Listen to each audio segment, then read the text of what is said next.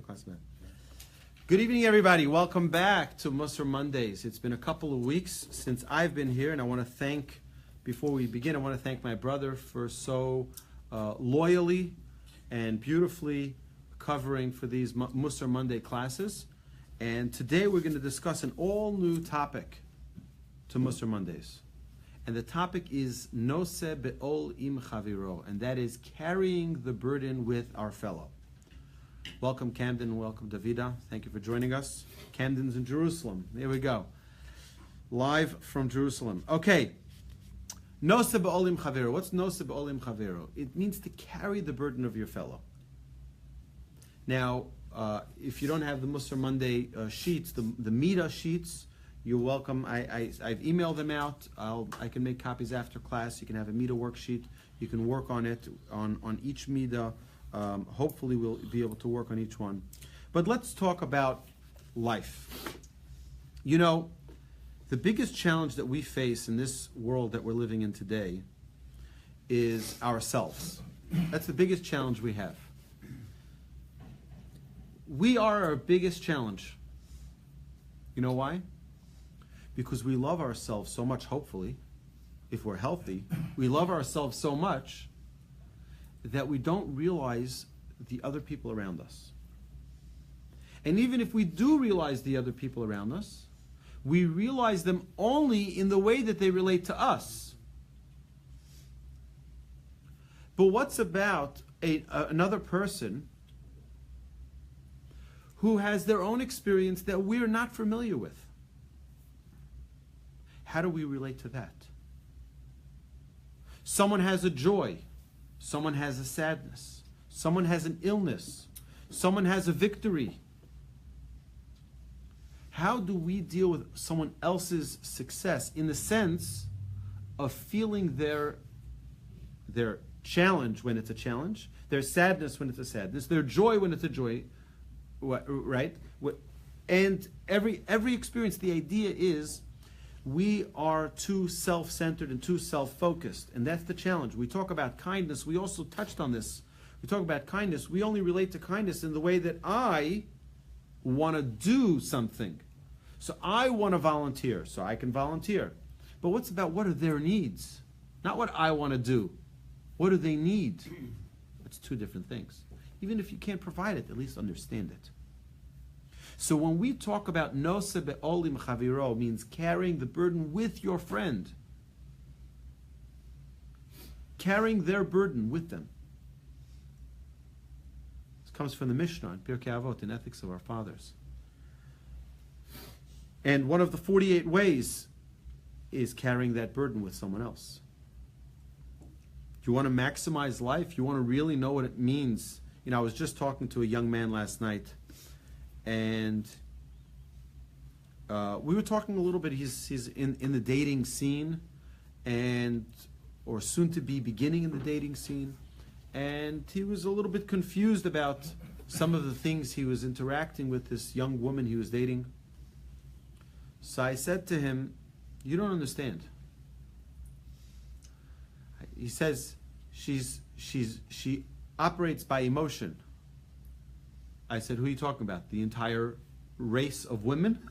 Like, what do you mean she operates by emotion? Every woman operates, not only, of course. Pascal, don't get upset at me. Okay, good. Okay. But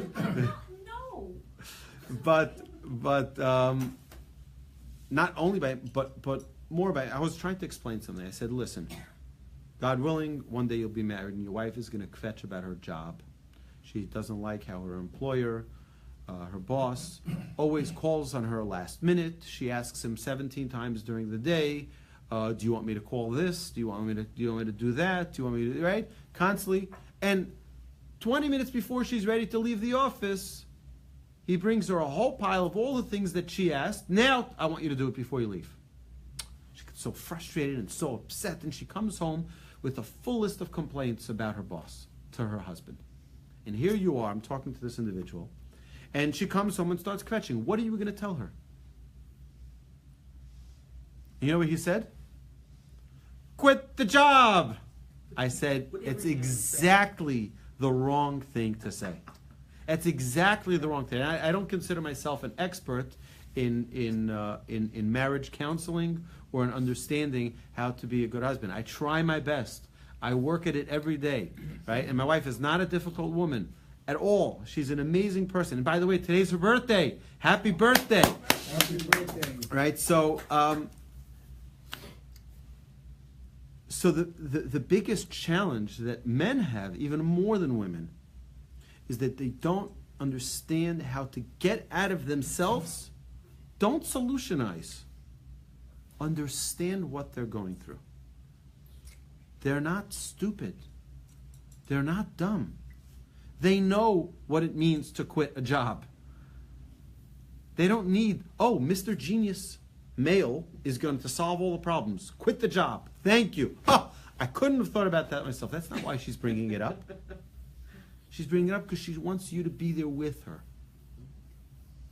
And this is the probably the most important ingredient to a happy and healthy relationship. Any relationship, especially a marriage. We need to understand the other person and be there with them. I feel your pain. It's so frustrating. I totally get it. Oh, and the problem goes away, by the way, usually.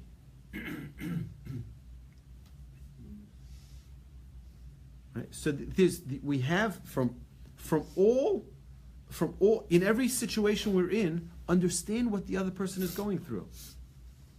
We talk about being kind to another person.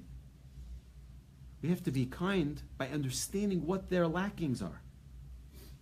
When we understand what their lackings are, then we can help them properly. Or at least we can understand. So yeah, we may not be able to fulfill everything that they need. Soon we're going to be in Deuteronomy, and we're going to be reading exactly, the source. Chapter 15, verse number 7. That's the source for what charity is. You want to know what charity is? Deuteronomy, chapter 15, verse number 7. You have it all clear. And over there it says, very clearly, the following verse: Ki patoach tiftach et yadcha, lo. Shall you open your hand to him? Dei machsoro asher yachsar lo. The lacking that he is lacking. What does Rashi say? Rashi says on that verse, explains to us that imagine this person was a wealthy person. And he used to have chariots riding in front of him and servants. And now he lost everything. Don't think he just needs bread and water. You know what his real lacking is? His original state. Now, obviously we have priorities in our charity. Obviously we have priorities in what we give to and how we give. But that's really his lacking. You want to know what he's missing? He's not just missing that he's taking a city bus now, a metro. Or for those in London, the tube. What he's really lacking is that he's missing the whole package. So you know what? I can't afford to give him the whole package. I can't afford to give him his Bentley. But what I could afford is at least to understand. You remember when the Haiti, when the terrible tragedy happened in Haiti? What, the earthquake, and thousands of people died, and wherever you went, you'd go to Walgreens, you'd go to Walmart, you want to donate to Haiti Relief, wherever you went.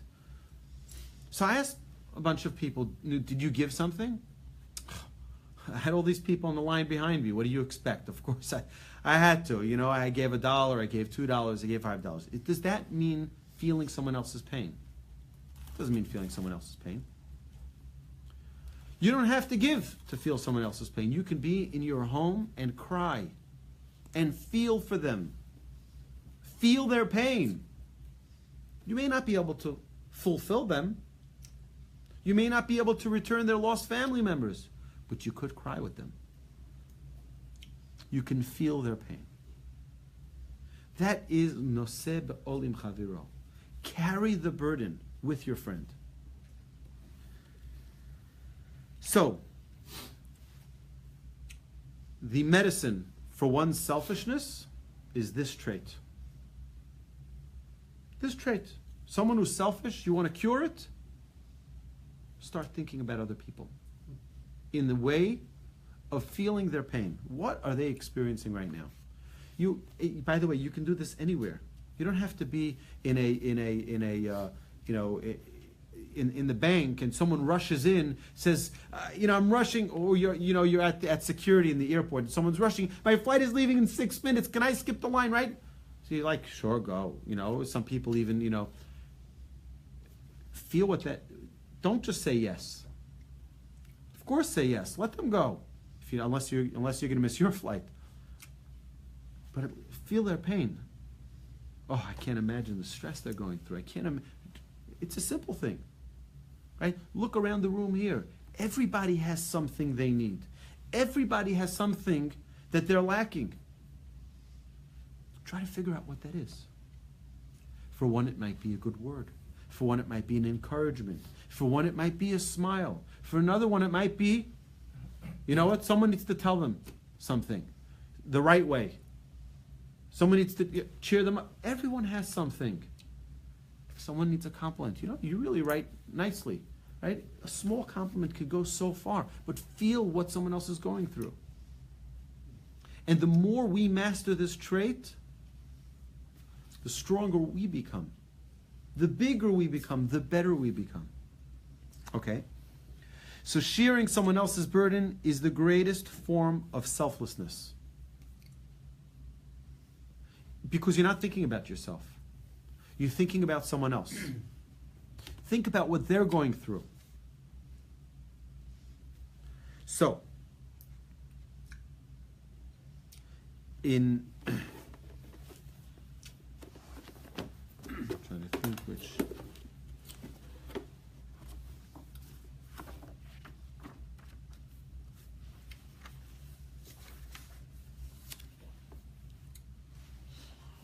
By the way, I said it's the medicine. It's not my words. It's actually from the great Alter from Kelm, the great sage from Kelm.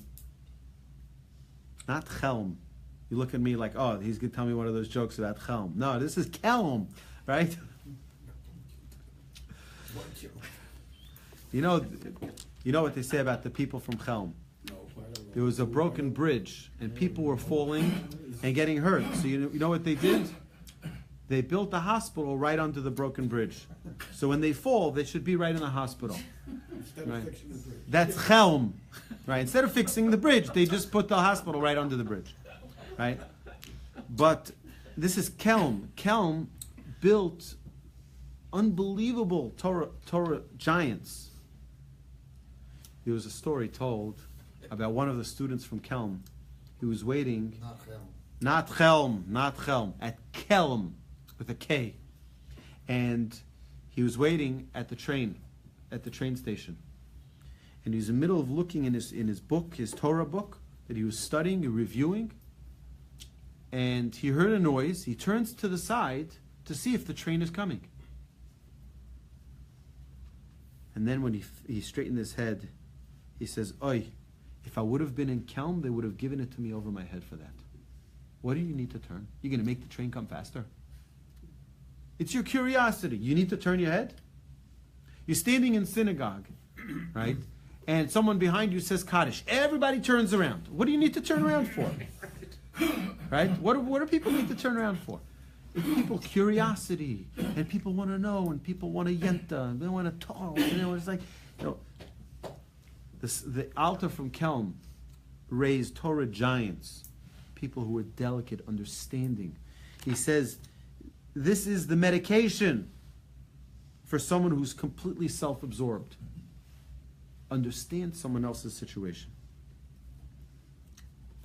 And this is the opposite of self-love. You love yourself too much. By the way, A healthy human being loves themselves and themselves an enormous amount. Right? We buy ourselves things we like to eat, things we like to drink. We go to places that we enjoy. Right? We're very aware of the things that we need. Are we as aware of the things someone else needs? So if someone else needs a drink, are we sensitive to that? Or only, I happen to be thirsty. You want something to drink? But, yes. Rabbi, don't you think that being able to understand someone's situation isn't something that also, if you have been in this situation before, then you're more yes. And our sages tell us, by the way, it's a very good point that you're bringing out. Many times we don't understand why certain experiences that happen to us, why did that need to happen to me, right? So our sages tell us many times it's to prepare you because someone else is going to need your help in this area, and you're going to be able to guide them. Yeah. So just know, not everything is like, oh, this because of that. This because sometimes we'll wait 10 years and you'll figure out why. Right? We don't have to have all of the answers right now. But, the more we experience, the more we're able to help others. Yes, so you experience it in one way, you'll be able to now understand someone else's pain. Right? You know what? After you cut your finger, you know how painful it is. When someone else cuts their fingers, you know how to sympathize, how to be with them in their pain. All right? We're good so far? Okay, any other question? Okay. I'm still trying to figure out between tell and tell. The two different places. I don't understand that. All right, cool. So this trait is empathy rather than sympathy. Correct. All right. Okay. So this is an awesome trait. It's an absolutely awesome trait. It's a very, very big task. It's not a small task, but you have to put yourself into someone else's shoes. Now, I'll tell you, it's an amazing thing. Women are much more talented in this trait than men are. Much more talented in this trait than men are. I remember it was middle of the night. I get up for one of my babies, one of the children. I don't remember. They were probably, I have no idea how old they were, but they were not able to do anything on their own. They needed either a father or a mother to handle what they needed. I pick them up. I'm trying to sing them to sleep, and it's not working. I'm so frustrated. I'm so tired. It's in the middle of the night. Just let me sleep. I go to my wife. I say to her, what do I do? She's like, he's thirsty. I give him a bottle. He's back asleep in no time. Like, how in the world did you know that? How? How did she know that? It's more than just being a mother. It's being completely immersed in someone else and understanding what their needs are. That's what it is. It's being completely selfless. We're so wrapped in ourselves. This exercise and this trait is not being wrapped in ourselves. It's being wrapped by someone else. Right? And it's an unbelievable responsibility that we have. In this world, we're placed into this world. It's a challenge. From day one, we're absorbed with ourselves. Think of a child. A little child is born. What does he know? Bah! Cries, gets what he wants. Constantly, it's about me, me, me. He doesn't care that anyone is sleeping. He doesn't care that other people are annoyed by his... He doesn't care where he is. I was in a courtroom today, right? There's a kid in that room making so much noise, right? They had to ask them to leave, right? He doesn't care where he is. He doesn't care that there's a judge there, that there's a prosecutor, that there are other people. Doesn't care. Children are selfish. They grow up being completely self-absorbed. It's something we, as adults, need to get out of that and make ourselves into adults that are thinking about other people. It's not only being considerate. Yes. It's also been said that children are born with empathy. Well, we have to learn it. You take a nursery full of children, one is hungry. He cries. They all cry. They're not crying because they don't like the noise. Right. They all feel his pain. Children are born with a natural empathy. We destroy it along the way. Right.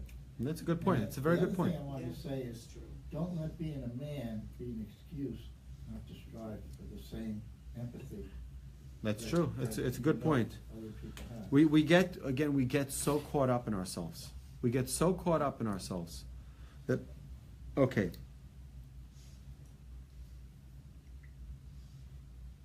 You don't satisfy your fellow with items or objects, but with your very being. It's not about a gift. It's not about a toy. It's about being there. Right? Being completely there. That's what it is. And I think it's getting even more challenging because of these devices that we have. They're unbelievable tools. They're very powerful tools. But they can be very damaging tools as well. They can be not damaging tools, damaging distractions. I'm not going to say who, what, where, and when, but I was asked by a child, not my own, thank God. Thank God. I was asked by a child last week. He says to me, why are all adults so busy looking at their phone all the time? And he's saying it in front of both his parents. We're looking at their phones. Okay? To me. Why are all adults so busy looking at their phone? Now, it's a challenge. It's a universal challenge today. Wherever you go, people are looking at their phones and people are busy. They're absorbed, again, in their own world. People are becoming more selfish today. Right? I was driving today, right? And I see this car, he's waving back and forth. He's either drunk or on a phone. He was on the phone, right? Put it away. People are so absorbed in their own world. Okay, we got to get out of that. Feel someone else's pain, someone else's joy. Share their pain. Don't only feel it, share it. Talk to them about how you feel their pain. Hug them, cry with them, dance with them. There's a mitzvah at a wedding to dance with the bride and groom. Be happy with their joy, in their joy, with them. So I was once, I don't remember where this was, but I remember there was once a family simcha, a family celebration, and there were members of the family who weren't able to be there. So they were on one of these computers or Skype, right? And they were dancing 7,000 miles away, and they're dancing. They're there with you in the celebration. Right? They're not actually there physically, but they're there with their heart. And their joy is with you. You feel that joy. You feel that, you understand? Someone's with me. And it's by far the most challenging trait for us to accomplish today. To be noseh be'ol im chaviro. To completely feel someone else. What are they experiencing? What are they going through? We're not finding a solution yet. This is not about finding the solution. That's chesed. Well, we talked about that. It's not about finding the solution right now. Now it's just feeling their pain, feeling their joy, feeling their circumstance. Okay? Be a partner with them in their joy as well as their pain. It's equally important, right? You know, there's a famous story told about Rabbi Aryeh Wolbe. Rabbi Aryeh Wolbe was one of the great sages of Jerusalem. Back in 1948, he was living already in Jerusalem. Unbelievable sage. Everybody knew of Rabbi Aryeh Wolbe. He had such a smile. He was such a light. So he once came to the doctor with his wife. His wife had terrible foot pain. So the doctor says, what's the matter? Doctor walks in, what's the matter? So he says, my wife's foot hurts us. Right? It's her foot, but it hurts us. It's my pain just like it's her pain. Right? That's what it means to feel someone else's pain. It's not a cliche. It's not just a nice, cute, nice old man. No, he felt her pain. It was his pain. It hurts us.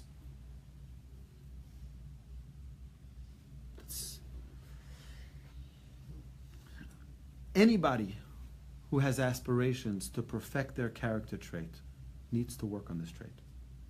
This is an essential trait. It's the prerequisite for achieving any other trait. Yes? What if it is your child, and your child wants to do something that is against your principles? So again, look, the discipline is different. It's a different story.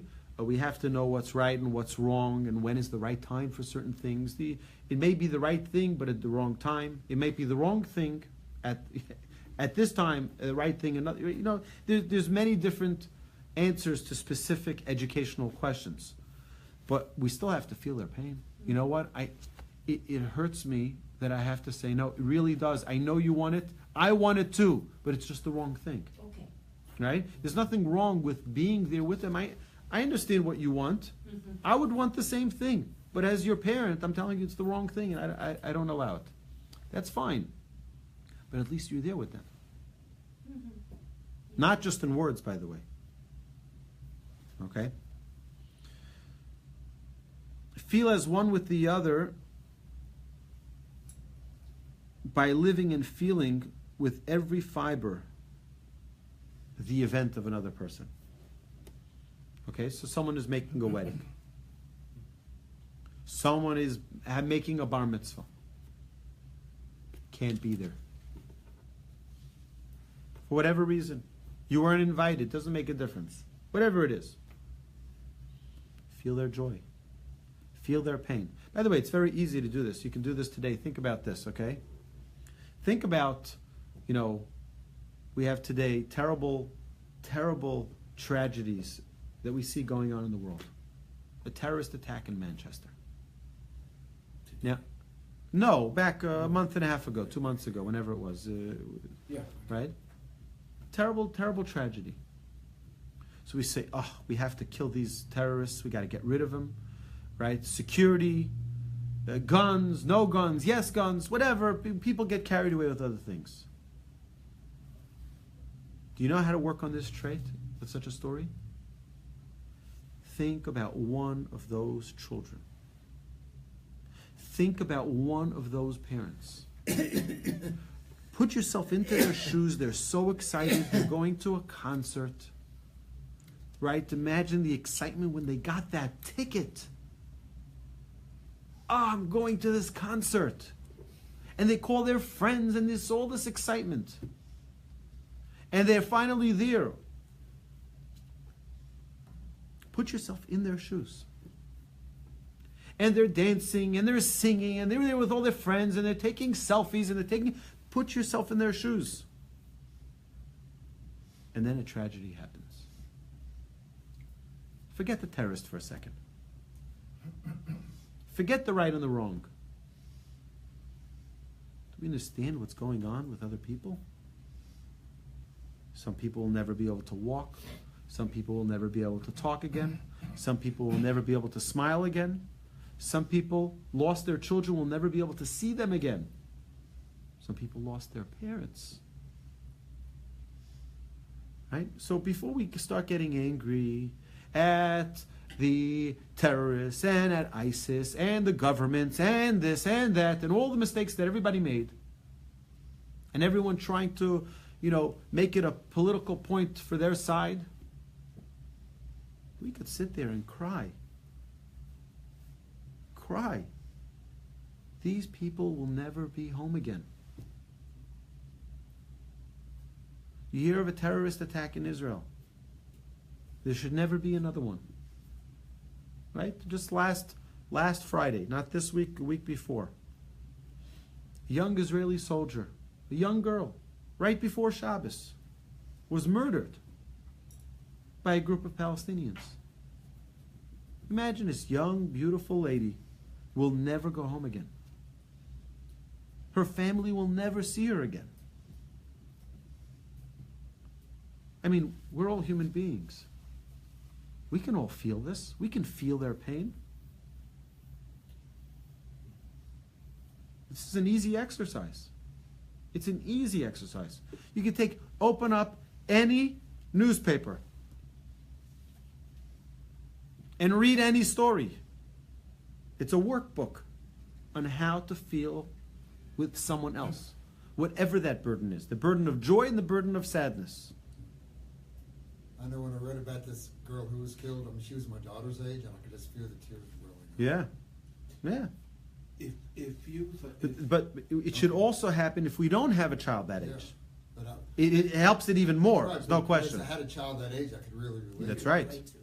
But if you spend a lot of time putting yourself in somebody else's shoes, and it's all negative, and it's all killings and all this, won't that lead you to a kind of a It depression? can, no question.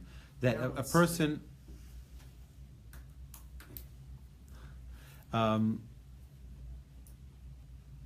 there's no question. A person has to have a balance in everything. We've spoken about this numerous times. You have to have a balance. And yes, if you're going to be crying about every single incident that happens, you'll be crying all day and all night, right? Obviously, you have to have a normal balance of a healthy balance, and it needs to be in proportion. It can't be overblown, and it has to be, obviously, there has to be a normal balance. But to live a life where we don't ever experience the pain of another person is a life, it's a life missed out, and we're absorbed in ourselves. Yes. Sometimes I hear people misunderstand or misconstrue that knowledge is the same as actually feeling it. There's a world No, of difference. right. There's a world of it. That's right. I know people are starving. Right. It's very different from feeling internally That's correct. that the pain that comes along with not being It's able to eat 100% true. It's 100% true. It's not enough to know what someone else is going through. It's very different when you actually feel it. Right. When you feel it in your flesh and blood, you can actually cry. You feel their pain. You know what? There's nothing you can do. There's nothing you can do. You're not going to be able to return whatever was lost to them. But you're there with them. Even if you're 10,000 miles away. You're there with them. And that's by the way, that's not only chesed, right? But that helps them heal, knowing, even if they don't know, the fact that there is someone out there, it's part of their healing. Yes? Two things. There's this hollow mantra that politicians and broadcasters have when something happens, like our hearts go out to the families of these individuals, and it just sounds so incredibly Hollow. insincere. That's right. Bill Clinton had, this. I feel your pain. I mean, that sort of had a ring of sincerity. As politicians go, he seemed to be the most sincere. But what does one say? What in this particular situation? How do you express something that doesn't sound ingenuine? Okay, so look, we're not here to perfect other people. We're not here to perfect other people. And if someone is trying to show their empathy, right, and feel our situation, and we think they're insincere, so they're insincere. Again, we're not trying to perfect other people. We're trying to perfect ourselves, and we're trying to really be real with those feelings towards and with other people. I think he was also asking for himself, though. How do we express it in a way that it doesn't sound hollow? Well, guess what? You may not always be able to express it, but when you are, when it's sincere, they feel it. They'll know it. If you cried for someone else's loss, I guarantee you that when you stand there and tell them, I want you to know, I sat and I cried with you. Tears. Right? They'll know that it's sincere. They'll feel it and you'll know it. Again, this is an art that takes a lifetime to perfect, but it's important that we get started and get on the journey. Naturally, we're busy with ourselves selfishly all the time. Again, how many times do we have guests in our home? I know I've been guilty of this. Now I don't even ask. But I've been guilty of this. I'm sitting with someone for 20 minutes, a half hour. My wife walks in. She's like, would you like something to drink? I'm like, I asked. He said no, so I guess not, right? Of course he's thirsty, right? Now I don't even ask. I just bring him a bottle of water. If he doesn't want it, he can leave it. Let me get you Right? something. Let me get you something. That's what you Right? Yep. You don't have to take it. I have to give it. Yep. Right? But the problem is that people are always thinking, how will I benefit from this? And people actually say that. What's in it for me? Right? We see people say this all the time. Well, what's in it for me? Yeah. Nothing's in it for you. What's in it for them is what we need to ask. What's in it for them? Again, this is the most central part of character development in Mussar. This is the most fundamental trait that is necessary for one to work on. Because if we don't have this essential trait, we can't do kindness. We can't do things for other people. Joy, right? You can be happy with yourself, but you can't make other people happy.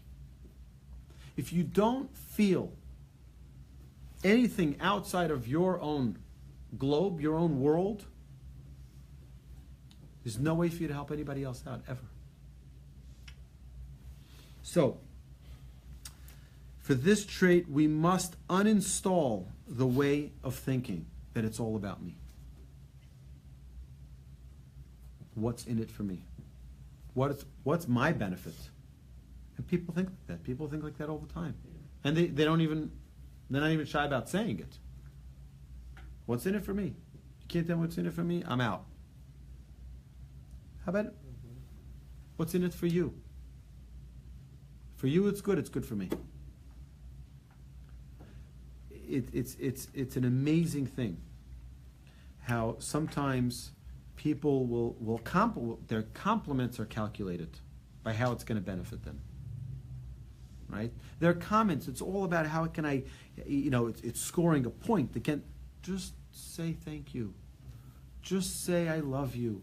Just say I'm with you. Just say I understand you. I'm frustrated with you. Together, I feel your frustration. Not frustrated with you. Right? Frustrated, comma, with you. Together with you. Feeling the frustration. Yeah. So we have to uninstall this way of thinking. What's in it for me? Nothing needs to be in it for you. It's what's in it for them. Okay? Why does it say, what was the quality that it said about Moses that made him worthy of being the leader of the Jewish people? Feeling the Jewish people's pain. Exactly. Vayetze el Achav. He went out, Moshe went out to his brothers.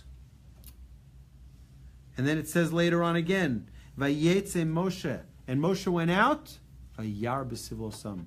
He went out of himself. When it says he went out, do you know what he went out? He wasn't locked up in this. He wasn't locked up in the me. He got out of himself. He saw their pain. He felt their pain. He wasn't a slave. He didn't slave one day in his life. But he was able to get out of himself and get into the pain that they're experiencing. Someone who can feel someone else's pain, that's a leader. Sounds like people like Martin Luther King and Gandhi, Clinton, to some degree, but those other people gave it all. And look, we're not here to judge people, but right, there are many people who stand out throughout history. But think about this. It's a very interesting idea. You know, many of our leaders, King David, Abraham, Isaac, and Jacob, Moses, many, many others, were all shepherds. Now, I need to share with you a personal experience. Just 2 weeks ago, I was in Tiberias. And I drove right by a place that I was at over 20 years ago. A place called Kfar Zeitim. Right? It's called Kfar Zeitim, which would be olive, it's like a moshav, called the moshav of olives. Why? Because there are a lot of olive trees all around the whole Kfar.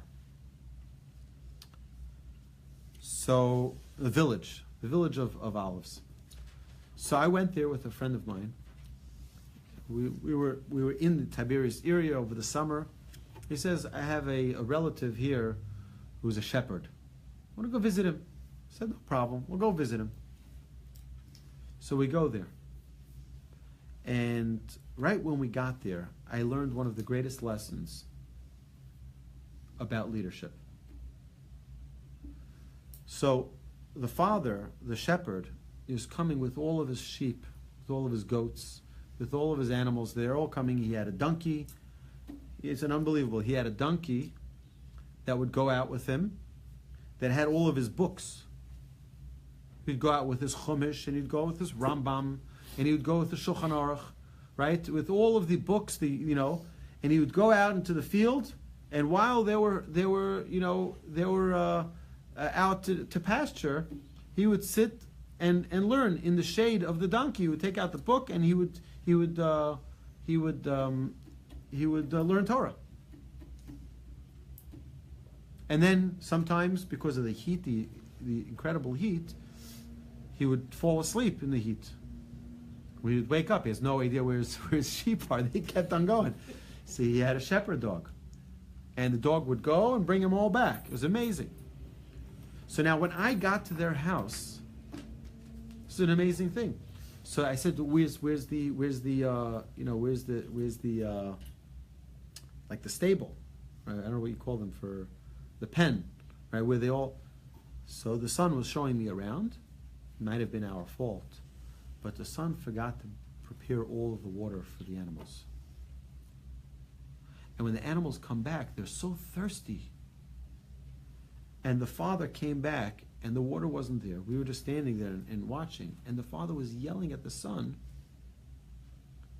"Don't you see that my children are thirsty?" Like, he was so sad, and he was crying, and he was yelling that his sheep are thirsty, and there's no water for them. He wasn't prepared for them.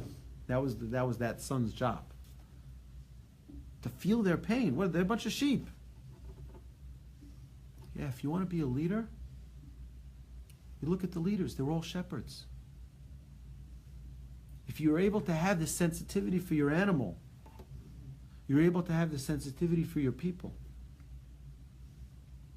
King David was a shepherd. Abraham was a shepherd. Moses was a shepherd. These are the leaders. Right? It takes a special person. Someone who is able to get out of your own box and feel someone else's situation. Get into their shoes. What are they experiencing? Okay?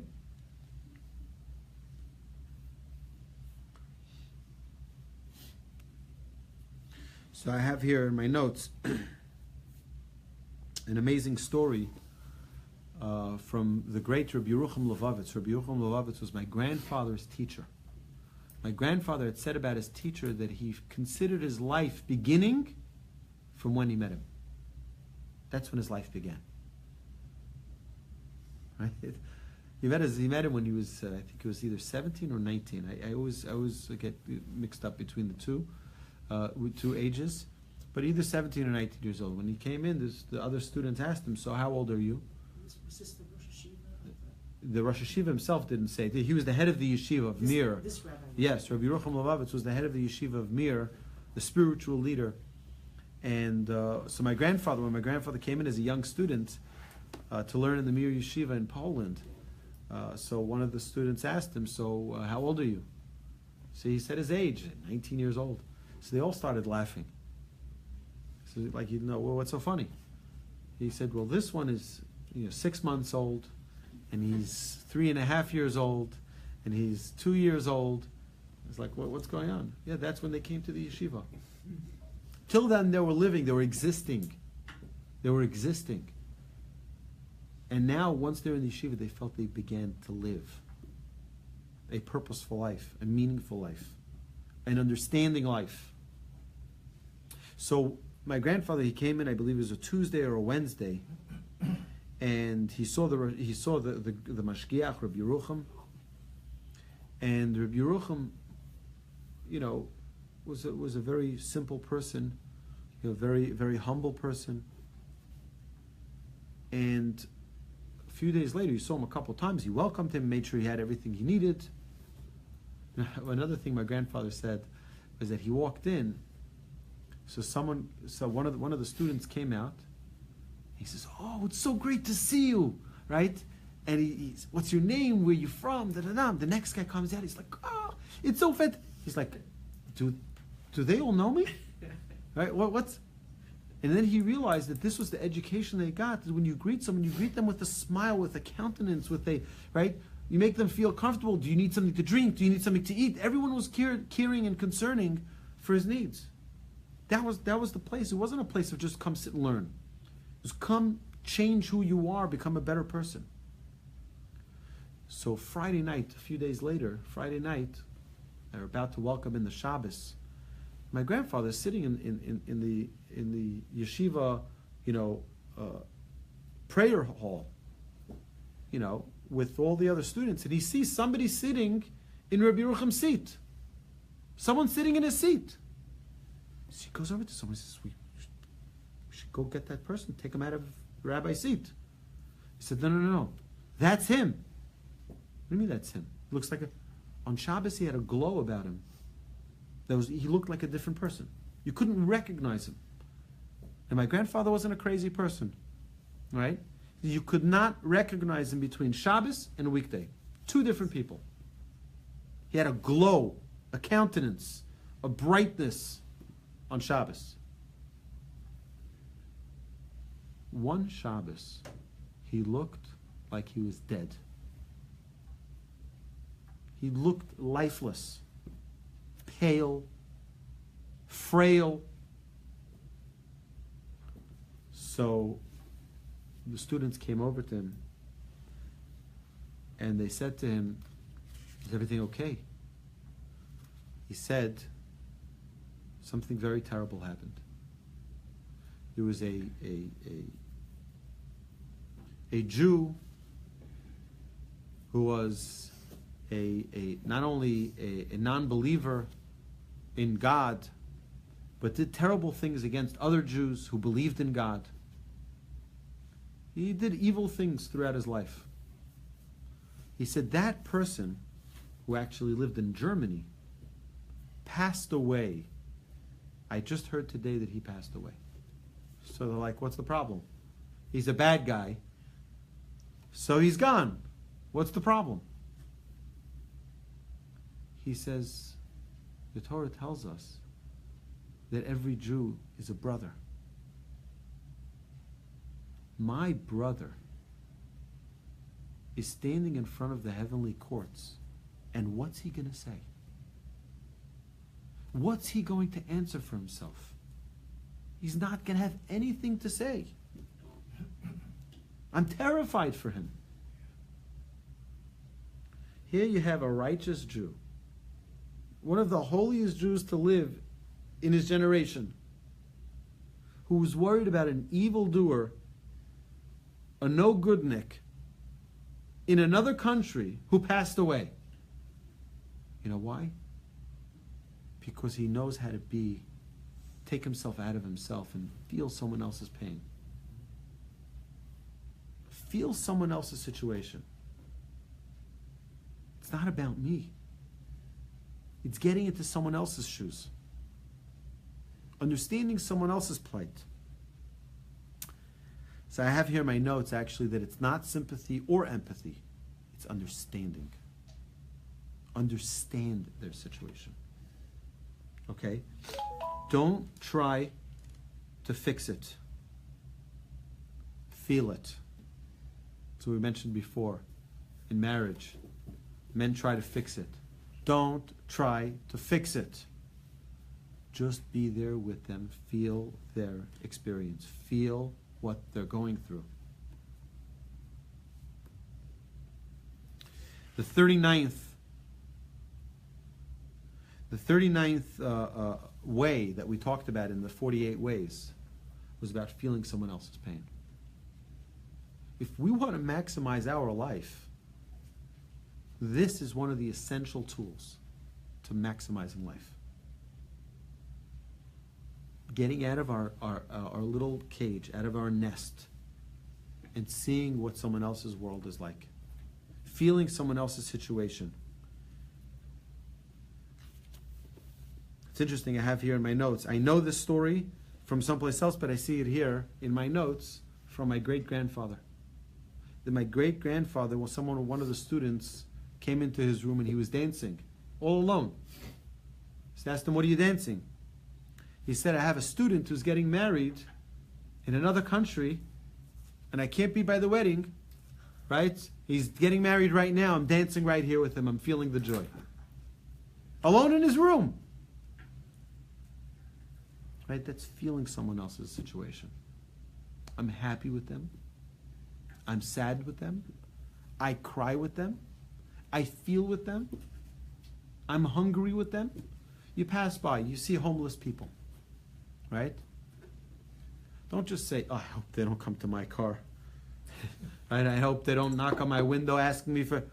Don't turn a blind eye. Feel their pain. You know what? You can't give them anything. Don't give them anything. But you can always feel their pain. Imagine what it's like to sleep under a bridge in hot Houston in the summer or in the winter or when it's raining. Right? Just feel it. You don't have to. You don't have, don't give. I recommend that you have something to give them. Have a chocolate bar, or, one of those health bars. You can give them a granola bar. You can give them a bottle of water. There are things you can give them. I'm not a fan of giving them money. My own personal thing. You can write me an email if you disagree. It's fine. But at least feel. Feel what they're going through. It's the least we can do. You're in a restaurant. Should I tip? Should I not tip? Forget about the tip. It's not about the money. Think these people, right, who are serving you. All right? Now, it's not, you don't have to start exaggerating in how we do this, but just to feel someone else's situation. Step into their shoes. Understand the full picture. Everything that's going on in their lives. I can't imagine.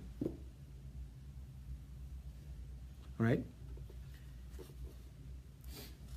So it's interesting that our sages tell us that it's more difficult to share someone else's joy with them properly than it is to feel their sadness. It's more difficult. When someone else is happy, right? You make a simcha. Sometimes people are like, oh, congratulations, and they're out. Okay, they did the least they can do. I bought them the gift, now goodbye. But to really be happy for someone else, to really feel someone else's joy. I was once at a wedding, and the bride and groom come in, so the groom goes to dance. It's a religious wedding, so the groom goes and he's dancing with all the men. The bride, she goes, dances with all the women, and everyone is so happy and everyone's dancing. And during all the dancing, I see a friend of mine, he's standing there and he's crying, tears coming down his eyes. Tears coming down his eyes. So I said to him, what are you crying? This is a time to be happy. He says, I'm so overjoyed. Here's another Jewish home being built. Right? Feeling that joy.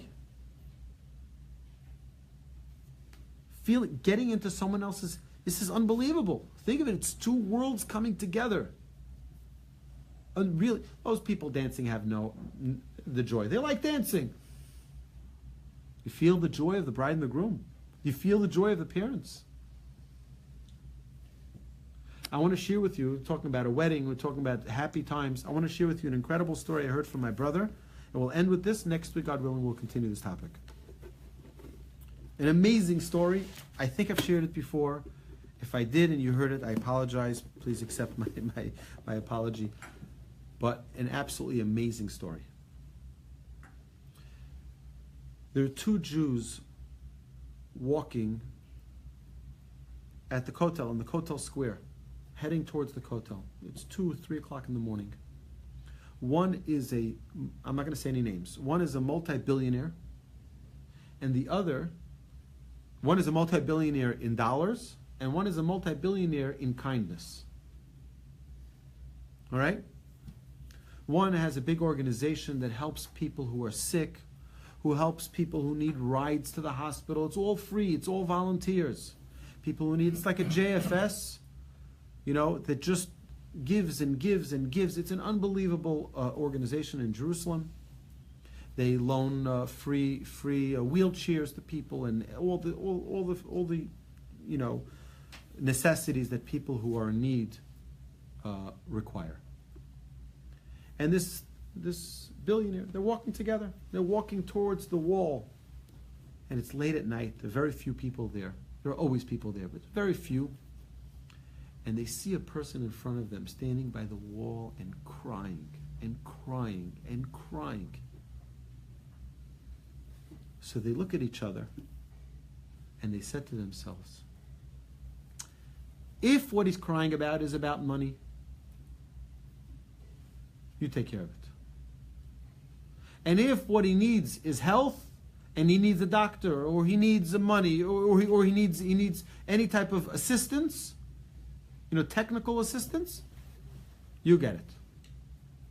And they made a deal, and they're going to walk over to this individual, and they're going to hear what his plight is.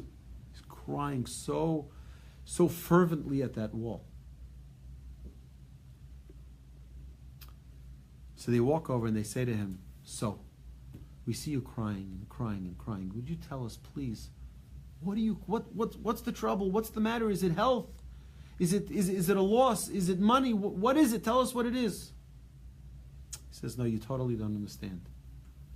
He says, tonight I married off my 14th child. And I came to the wall to thank the Almighty. What did I do to deserve such an amazing gift?